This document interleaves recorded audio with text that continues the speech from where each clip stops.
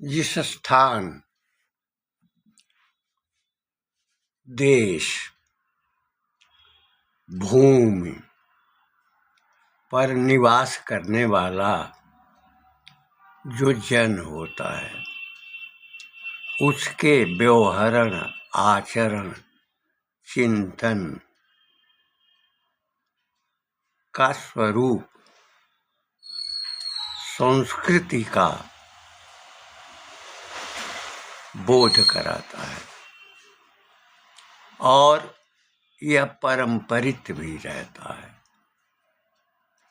जहाँ जिस भूभाग में, जिस देश में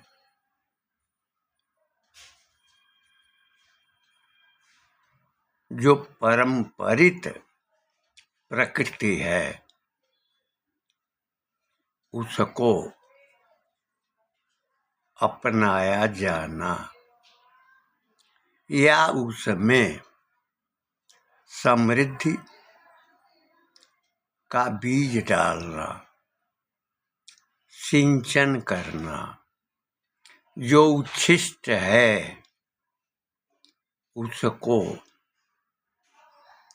विसर्जित करना,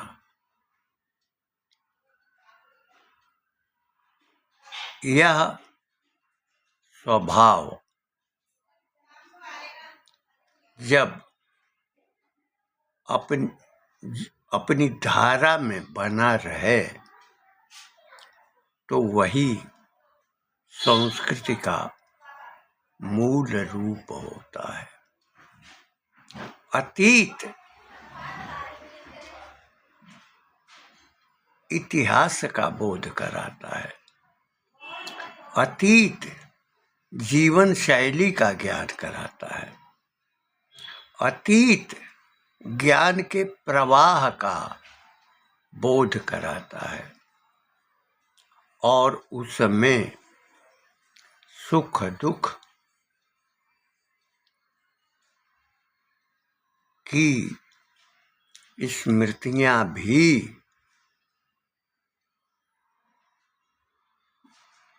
जो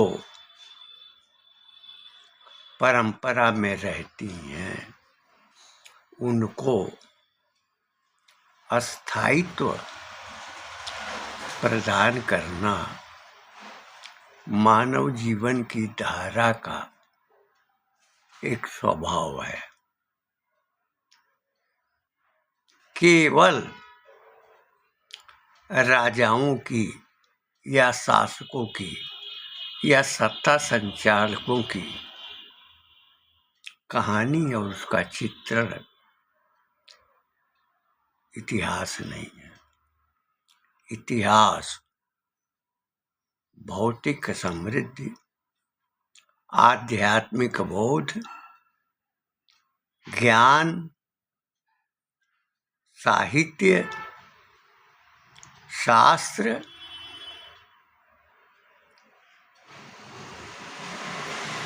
का स्मरण करना, जो सत्य है उसे स्वीकार करना, जो त्याग हुए हैं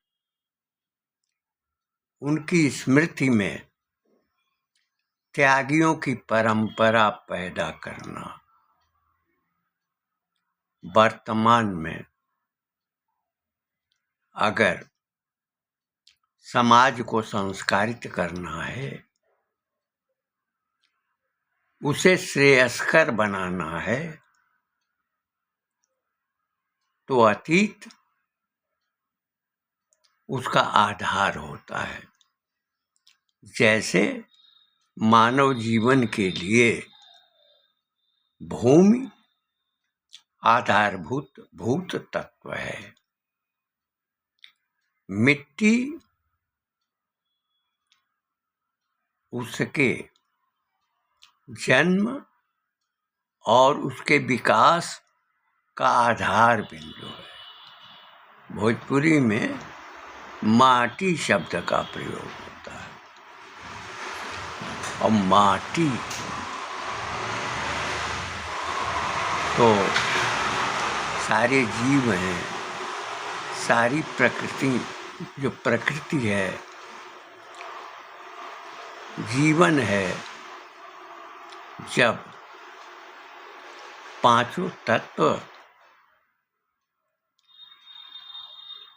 एकान्वित होते हैं तो जीवन का अस्तित्व रहता है। इसी नाते जब जीवन के समापन की स्थिति आती है तो उसके अंतिम कर्म के लिए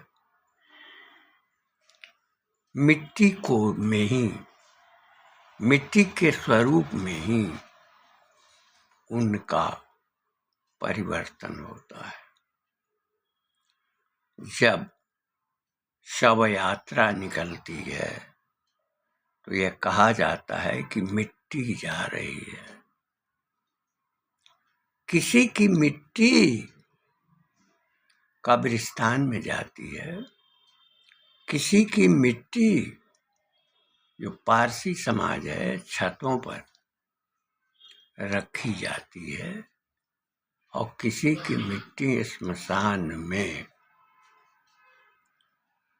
जाती है। और पांच तत्वों से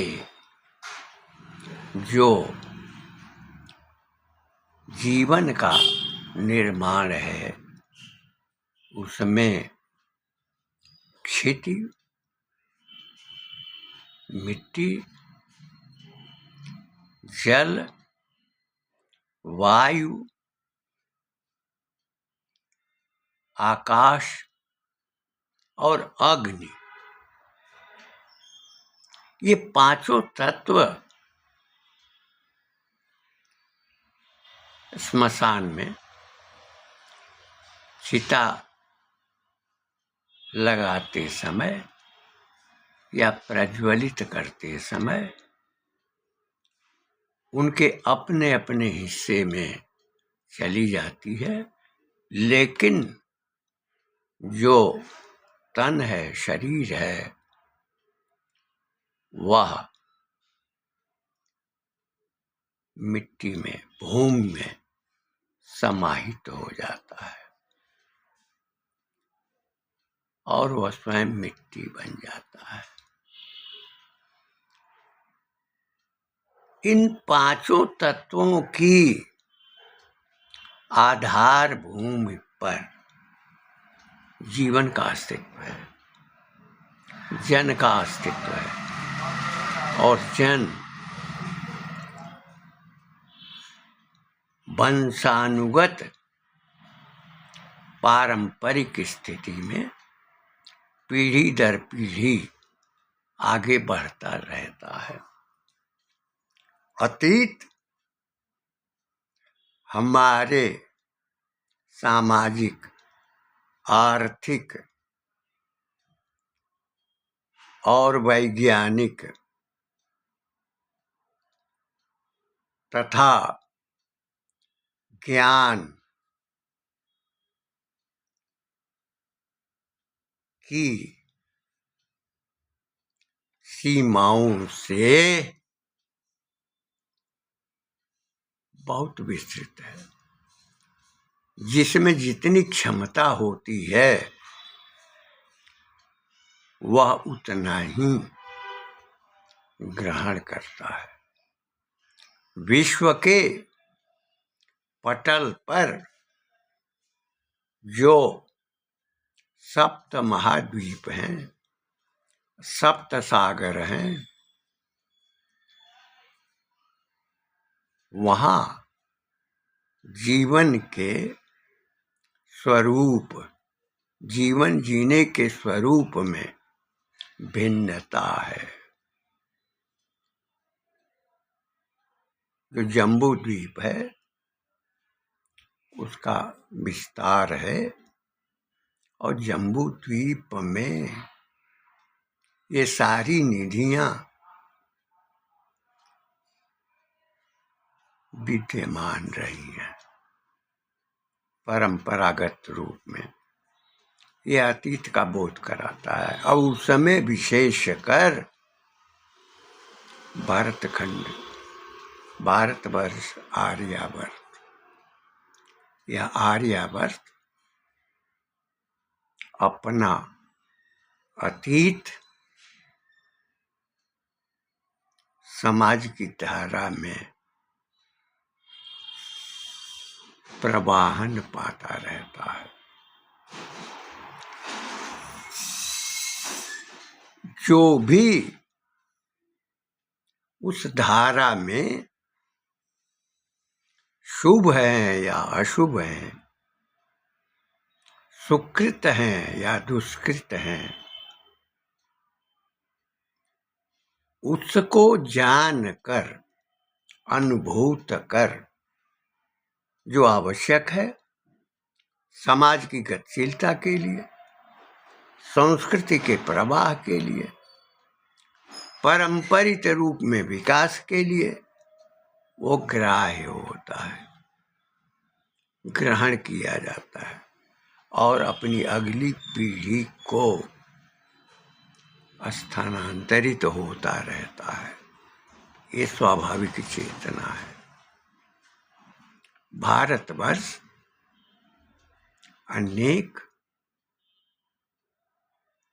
विपदाओं और शासकीय स्वरूपों में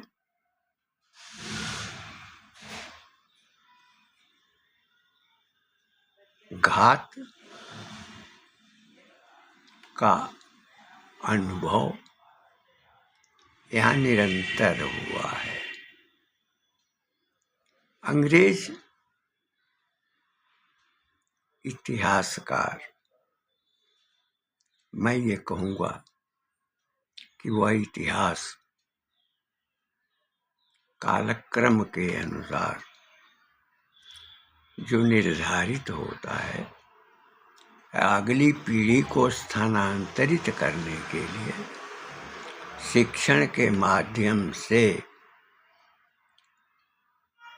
प्रसारित होता रहता है। उस समय जो दुष्कृतियां हैं, दुर्भावनाएं हैं, लेखक अपनी मानसिक प्रकृति और अपनी स्थिति के अनुसार उद्देश्य परक होते हुए वह जिस रूप में देखता है उस रूप में ही उसका लेखन करता है। लेखन के समय उसमें सापेक्ष भाव अपनी दृष्टि का, अपने बोध का बना रहता है। निष्पक्षता की परिधि में वो नहीं रहता। जितने भी विभिन्न देशों के जो लोग हैं, उनके भीतर अपने देश, अपने स्थान, अपने जीवन की प्रकृति, अपने सामाजिक जो भाव हैं, उसके अनुसार दूसरे का अवलोकन करता है और स्वभावतया अपने को श्रेष्ठ और दूसरे को कनिष्ठ मानने का स्वभाव होता है। जब गांव में निवास करने वाले जन का गांव के लिए, उसके संस्कार के लिए अगर कोई आलोचना करता है तो गांववासी को स्वीकार्य नहीं होता। वैसे ही यानी पूरे देश को किसी अन्य देश में अपमानित करने के शब्द उच्चारित होते हैं तो उस देश का निवासी वह स्वीकार नहीं करता है और उससे विद्रोह भी कर लेता है।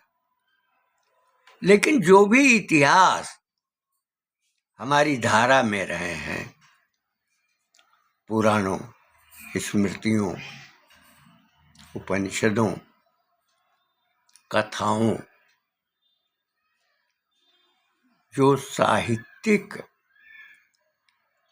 धारा के रूप में परिवर्तित रहे हों, जिसमें कविता भी है, कहानी भी है, नाटक भी है, उपन्यास भी है, आत्मकथा भी है, इसका जो विस्तार रहता है वह विस्तार हमारी जीवंतता प्रदान करता है। और जैसे बाजार में बहुत सारी सामग्रियां व्यवसायी रखते हैं, लेकिन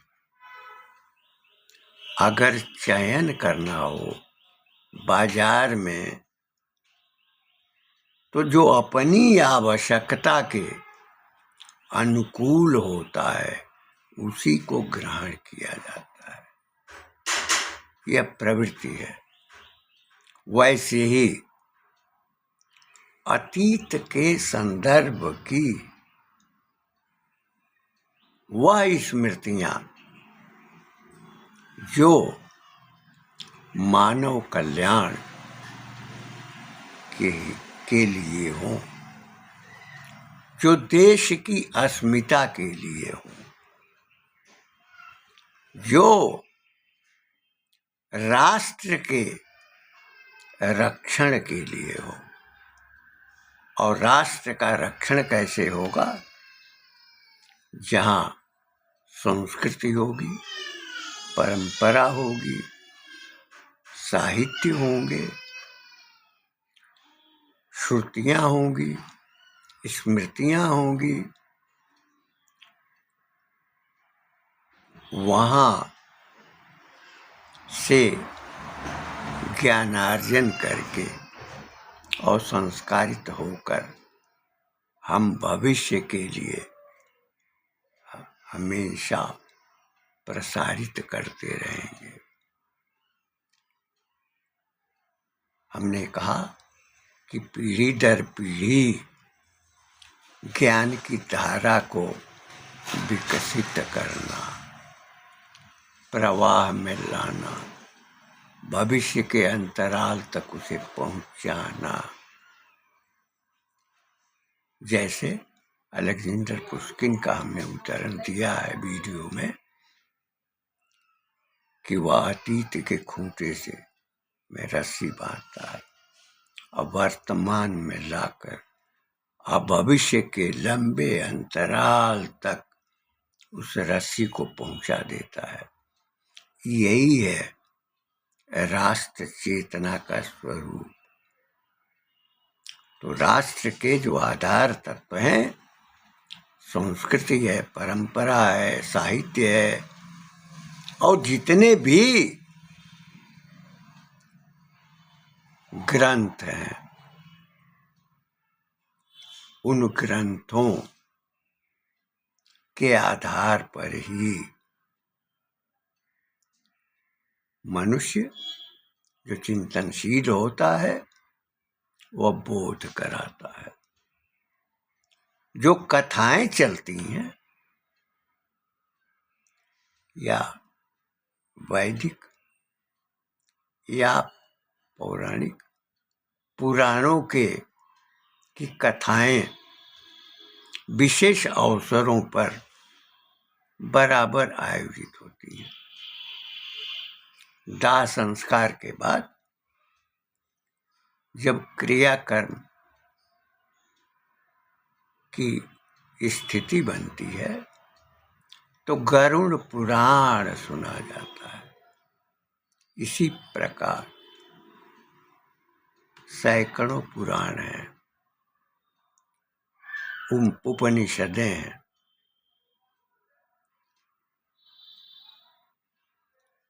तो उनका अध्ययन या कथा प्रवाह के अंतर्गत व्यक्ति की पहुंच और उसमें ज्ञान का बोध, उसकी स्मृति में और श्रुति के सहारे स्मृति में उसकी जीवंतता अगली पीढ़ी के लिए साधक होती है। देश को सुरक्षित और संपन्न बनाने के लिए समाज एक प्रधान कारक है। समृद्धियां ज्ञानात्मक हों चाहे भौतिक हों, चाहे विकास संबंधी हों, यह भी इतिहास लेखन के अंतर्गत आता है। अन्न उत्पादन, बागों का लगाया जाना, पशुओं का पालन, अपनी आवश्यकता और परिस्थिति के अनुसार मानव अपने जीवन और समाज के लिए वह सारा कार्य करता है जो समाज के हित में हो, और यही भावना हमारे इतिहास के स्वरूप में भी आती है। निसंदेह इतिहासकार अपनी अपनी दृष्टि, अपनी अपनी अनुभूति और अपनी अपनी इच्छा के अनुसार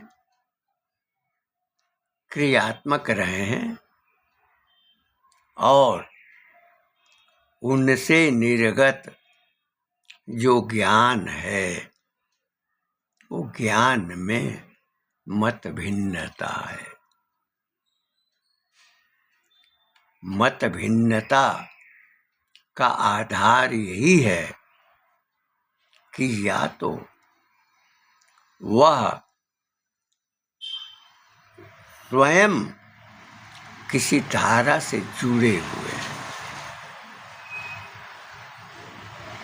तो जो किसी धारा से जुड़ा हुआ रहता है वह उसी के अनुसार अवलोकन करता है और उसी के अनुसार वह लेखन करता है। यूरोपीय समाज में ये लेखन और चिंतन की प्रक्रिया तो हमारी गुलामी के काल से ज्यादा का नहीं है, लेकिन हमारे पास जो बोध है, जो ज्ञान धारा है, उसकी ओर उनका ध्यान नहीं जाता, क्योंकि स्वभावतया वे उससे परिचित नहीं है। अपरिचित होने की स्थिति में वे जिस समाज में पालित हुए हैं, आज जो संस्कार उन्हें मिला है, उसी के अनुपालन में उनकी समझ में न्याय होता है और बाकी के संबंध में अन्याय कहा जाता है। आजकल इतिहास पर धुआंधार बहस चल रही है। कोई समाज को अतीत के त्याग और बलिदान को सिरे से नकार रहा है। कोई जो आक्रांता रहे हैं उनकी महिमा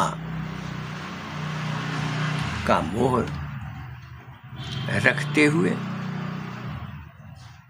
अपना अनुभव व्यक्त कर रहा है। इसी बात को लेकर रचनाकारों में अगर मतभेद होता है और जो राजनीतिक धारा के लोग हैं, जो सत्ता की प्रकृति में जीते हैं, उन्हें तो लड़ाने में ही आनंद आता है। जाति जाति में लड़ाना, इतिहास के जो नायक हैं उन नायकों में द्वंद्व पैदा करना और द्वंद्व पैदा करके एक वर्ग विशेष को अपने समर्थन में ले आना। वह यह नहीं समझते कि हम जो यह कार्य कर रहे हैं वह देश के लिए दुखद तो है ही, आने वाली पीढ़ियों के लिए भी दुष्कारक तत्व है। उनमें सत्ता का मद है, सत्ता का नशा है और वे उसके लिए जो कुछ भी करना पड़े वो करते हैं। स्वभावतया उनमें आनंद का बोध होता है। भारत में दंगे बहुत हुआ करते थे और जातियों में टकराव बहुत होता था, हिंसक होता था। गांव-गांव से आपस में लड़ाई होती थी। नदी में स्नान करने के लिए प्रतिद्वंदिता रहती थी। घाट, जिस घाट पर किसी को स्नान करना है तो दूसरा वहां नहीं आ सकता, वह दूसरे घाट की तलाश करे। इस बात के लिए भारत के अतीत में विवाद हुए हैं, लेकिन परिवार में भी विवाद होता है, गांव में भी विवाद होता है, लेकिन वह विवाद शमित हो जाता है और शमित होने की प्रकृति का कारक संस्कार निर्माण होता है। जो धर्म है, हमने कल के वीडियो में स्पष्ट किया, धर्म धृति है, धैर्य है, क्षमा है और अस्तेय है चोरी न करना, झूठ न बोलना, सत्य आचरण करना, दया भाव रखना, दान करना, जो असमर्थ हैं उनकी सहायता करना, यह धर्म है। और यह धर्म समाज के संस्कार और व्यक्ति के विकास का आधार बिंदु है। लेकिन जिनको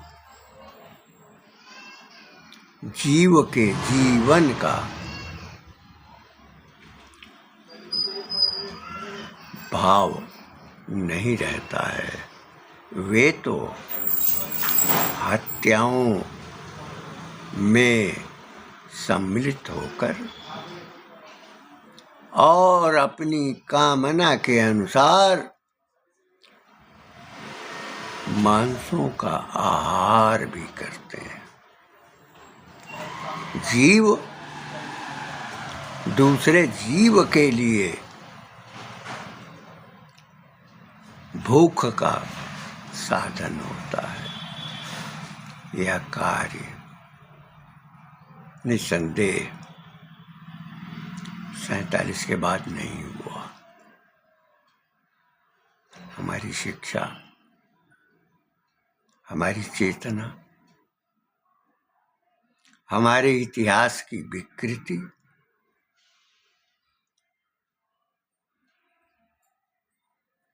जो संस्कार बचपन में, बालपन में बच्चों के भीतर पैदा होना चाहिए था, वो पैदा नहीं हुआ। वह पूरे का पूरा शोषण, जातीयता और दूसरों की संपदा के आहरण पर विकसित होता गया। जिन जिन देशों में यहाँ से कुछ लोग गए, वे उनकी परंपरा के अनुसार ढल गए, लेकिन कुछ ऐसे लोग भी हुए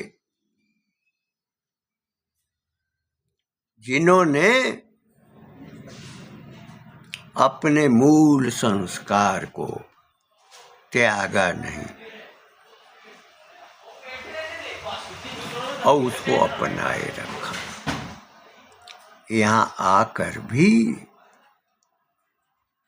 वो परंपरा और संस्कृति की समरसता में बने रहे। अग्नि का काम है जलाना, लेकिन ऐसी भी स्मृतियां जनश्रुति में प्रवाह पा रही हैं कि जिसको अग्नि भी जला नहीं पाई। हमने दुषाद जो अस्पृश्य जाति के रूप में माने जाते हैं, उनको अंगारे पर चलते हुए हमने देखा है।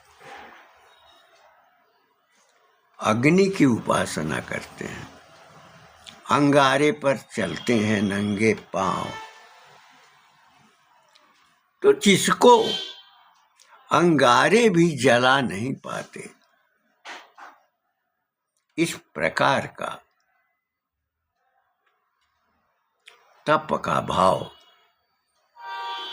व्यक्ति में कहां से आया? परंपरागत रूप में जो आज भी विद्यमान है, वह किस तरह से उसके भीतर समाहित है और उस परंपरा का वो पालन भी करते हैं। हमने ये भी कहा है कि जब हमारे भीतर त्याग, तप, दया, दान, जीवों का पोषण, अहिंसा का भाव, सत्य आचरण की प्रवृत्ति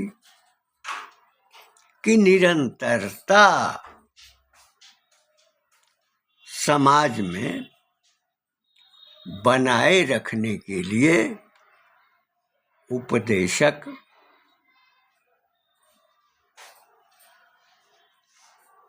स्वयं अपने ज्ञान से समाज में संस्कार पैदा करते हैं। जब संस्कार का विस्तार होगा तो जो पूरा देश है वह संस्कारित माना जाएगा। जिनके भीतर स्वभावतया दूसरे की क्षति या दूसरे का शोषण, चाहे व्यक्तिगत स्तर पर हो चाहे देश के स्तर पर हो, तो वह फलता फूलता नहीं है। भारतेंदु हरिश्चंद्र की स्मृति के संदर्भ में हमने एक वीडियो में उल्लेख किया कि उन्होंने ददरी के मेले में जो भाषण दिया था तो उनके मन में पीड़ा हुई थी कि सारा धन जो है विदेश जा रहा है और सुई जैसी छोटी चीज भी विलायत से बन कर आ रही है और लोग क्रय कर रहे हैं। स्वावलंबन समाज में नहीं रह गया है। व्यवसाय का विस्तार नहीं रह गया है। हमारे भीतर जो हमारी निगाहें हैं वह विलायत की ओर लगी हुई और पूरा समाज पंगु बना दिया गया। तो जब जिस देश में अपने व्यावसायिक प्रयोजन का विस्तार नहीं होगा, शिक्षा की दिशा नहीं होगी, उसका ज्ञान नहीं होगा, तप त्याग की भावना नहीं रहेगी, दूसरे जीवों के जीवन के बारे में सोच नहीं रहेगी, तो निसंदेह वह देश गुलामी में चला जाएगा और गुलामी काल तक हमारा राष्ट्र तड़पता रहेगा। जो राष्ट्र के संबंध में विचार करेंगे, क्योंकि संस्कृति, परंपरा, त्याग, तप का आदर्श ही राष्ट्र का स्वरूप है और इस भाव को, इस आस्था को सदैव बनाए रखने के लिए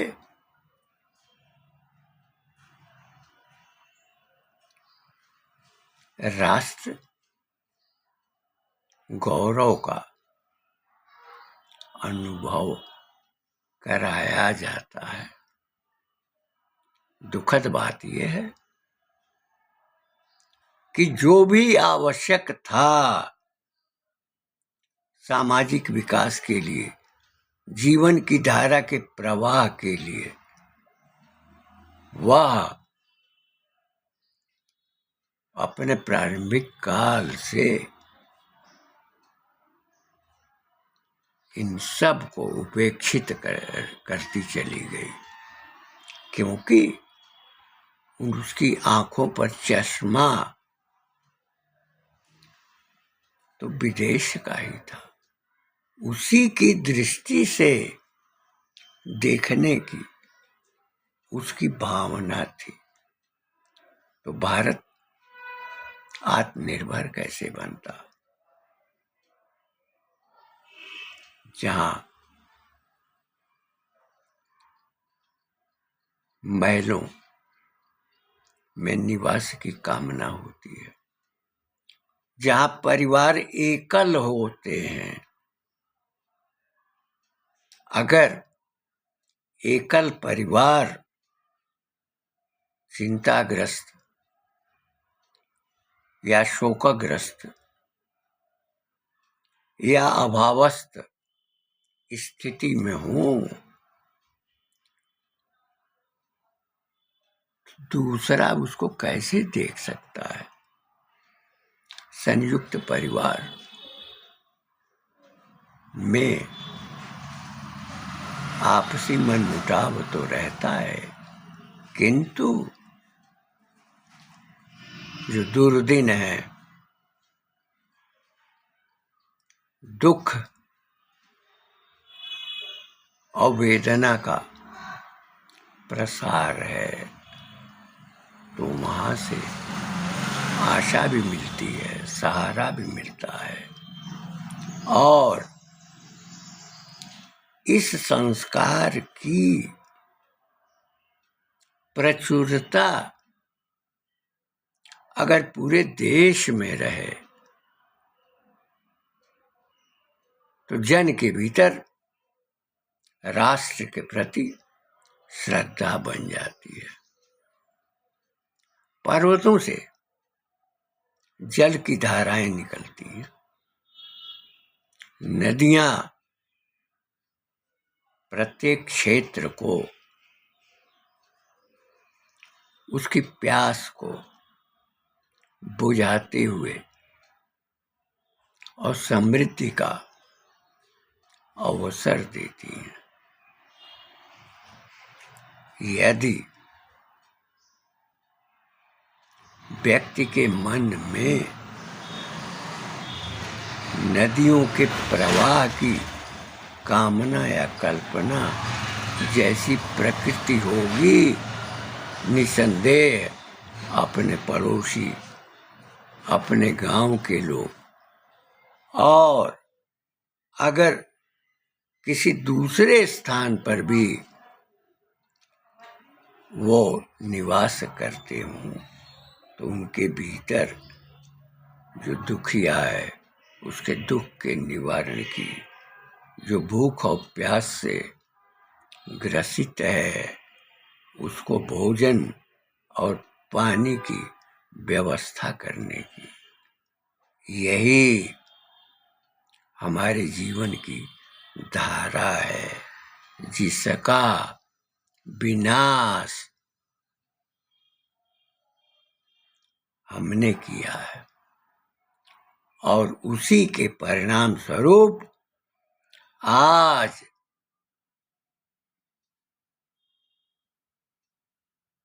ये वैचारिक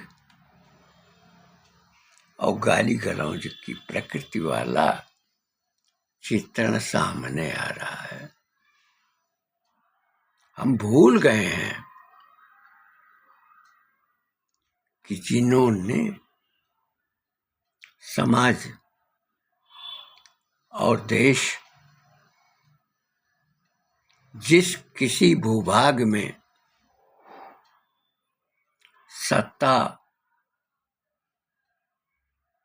अगर निष्क्रिय रही हो, तो उसको भी सहारा देने वाले जो शक्ति संपन्न शासक रहे हैं, उन्होंने रक्षा किया है। इतिहास के वे हिस्से जो उच्छिष्ट हैं, अग्राह्य हैं, उनको अलग करना ये राष्ट्र की समुन्नति का आधार बिंदु है। लेकिन पुरखों ने अगर कोई गलती की है तो उस गलती के को निवारित करते हुए और पुनः सम्यक दृष्टि से राष्ट्र भाव के संवर्धन में सदैव तत्परता चाहिए। देश में बड़े बड़े महल हैं, कहीं भूल भुलैया है, कहीं इमाम बाड़ा है, कुतुब मीनार है, मंदिर है। मंदिरों में आस्थागत लोगों की पहुंच उसमें संवर्धन भी करती रहती, परिवर्धन भी करती रहती। लेकिन जो अपने अतीत से भटक जाता है, अपनी परंपरा से भटक जाता है, अपनी संस्कृति के प्रवाह से विरत हो जाता है,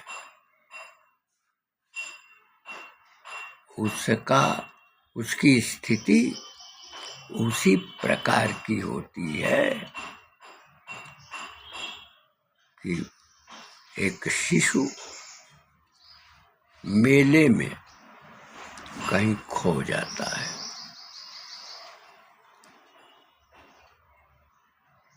उसके भीतर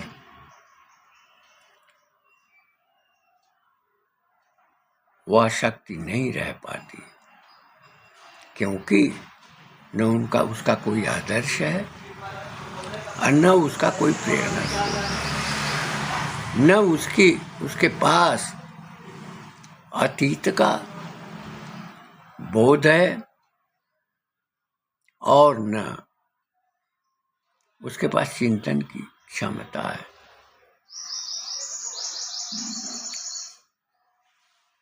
कई करोड़ों की जनसंख्या में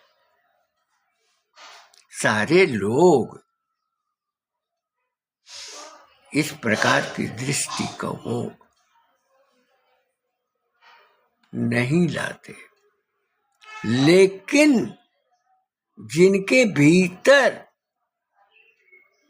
ज्ञान का भंडारण होता है, अतीत के गौरव का स्मरण होता है, अतीत के ज्ञान का जो प्रवाह होता है उसमें निहित रहता है।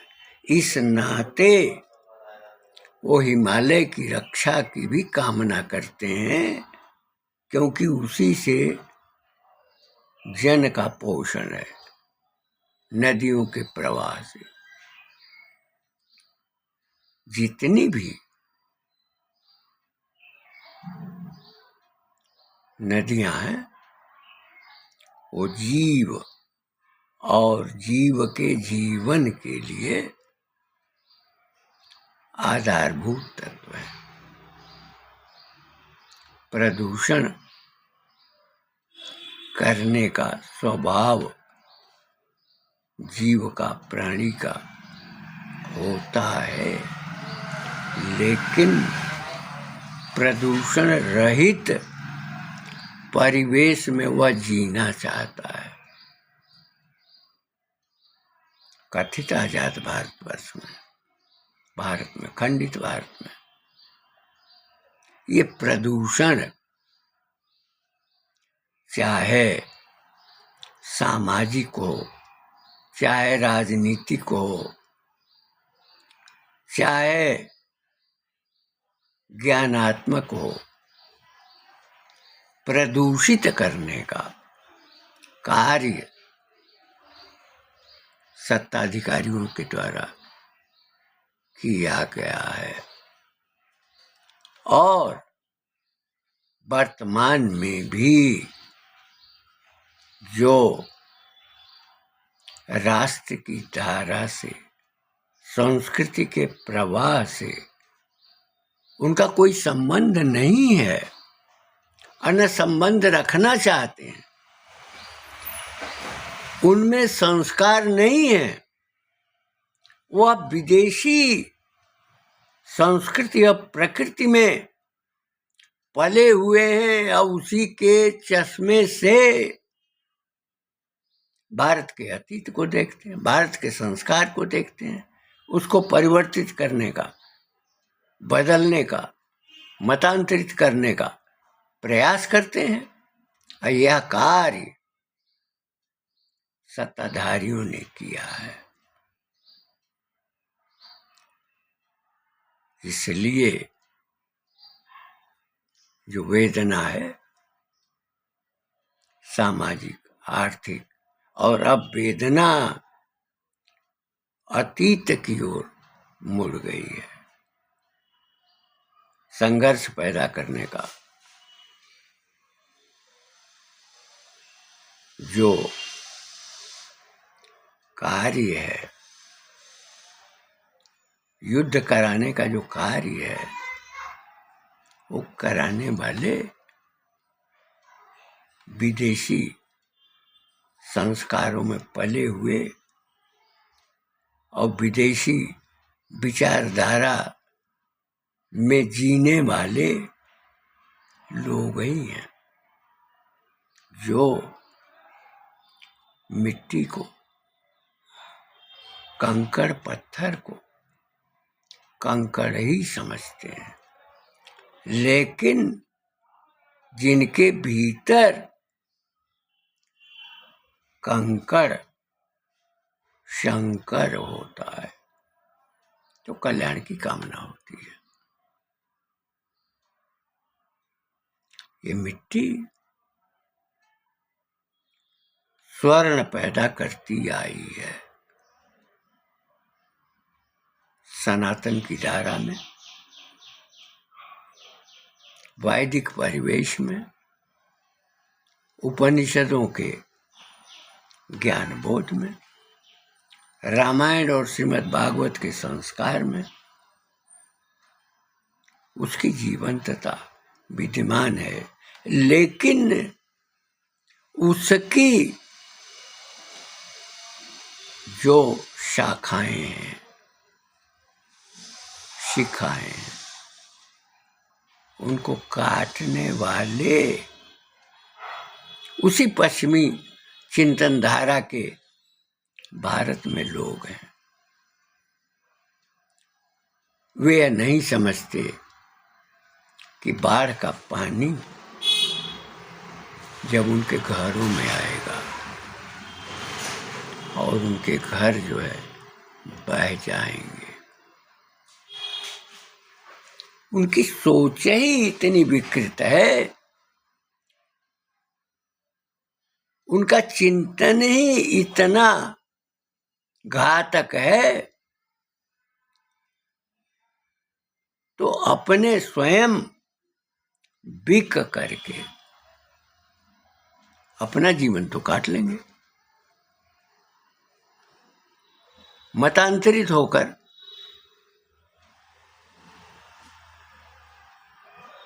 अपने जीवन को बचा लेंगे। लेकिन यह जीवन कितने काल का है, वह अपनी पीढ़ी को तो नष्ट करेंगे, मर्यादाहीन करेंगे। जो भारत की परंपरा से, भारत की संस्कृति से, भारत के प्रवाह से, भारत के विस्तीर्ण ज्ञान से जो अपनी पीढ़ी को संस्कारित नहीं करेगा, तो उस समय सनातन का स्वरूप खोजना व्यर्थ की बात होगी। हमने बराबर उल्लेख किया है, आजाद भारत, कथित आजाद भारत में 1952 से ही ये कुटिलता व्याप रही गई और जितने राजनीतिक दल हैं वो अपने अपने भावों में, विचारों में समाज को बांटते रहे। हिंदू मुसलमान में, जाति जाति में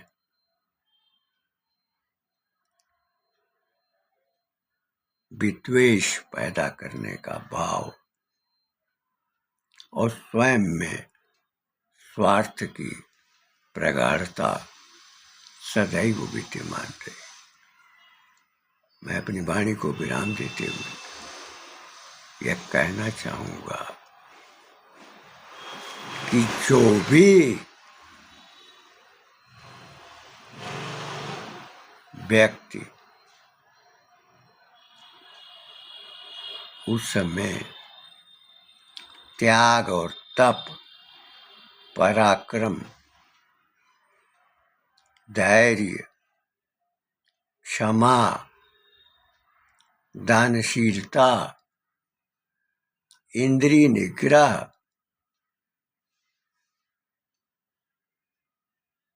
का भावबोध, विचार बोध नहीं होगा तो वह उसी तरह से अपने देश को, अपने राष्ट्र के पर्यावरण को प्रदूषित करने का काम करता रहेगा। निसंदेह समाज को उनका उच्छेदन करना चाहिए जो उनकी निंदा करते हैं, जिनका जीवन मर्यादा के लिए हुआ था, समाज में मर्यादा के संस्थापन के लिए, जिनका जीवन लोक कल्याण के लिए हुआ था और जिनमें युक्तियां, शक्तिबोध का प्रवाह था, उसकी संकल्पना में जीने वाले लोग, उसका अध्ययन करने वाले लोग ऋषियों की प्रकृति का अनुपालन करते हुए समाज, संस्कृति और राष्ट्र के स्वरूप के निर्धारण में जो लोग सतत सक्रिय रहे हैं, उनको ये जो उच्छेदन करने वाले हैं, जिनको पंथीय या जातीय विवाद में डालकर आनंद लेने का जिनका स्वभाव है, उनको उच्छेदित करना, उसे दंडित करना, ये समाज का कार्य है। समाज अपनी चेतना में हो, अपनी गौरवमयी परंपरा के अनुसार हो। बहुतों ने इस संस्कृति की और राष्ट्र की रक्षा में अपना बलिदान किया है और वे सत्तासीन 46 से ही उनकी शवों पर सत्ता का आनंद लेते रहे हैं, वह घृणा के पात्र हैं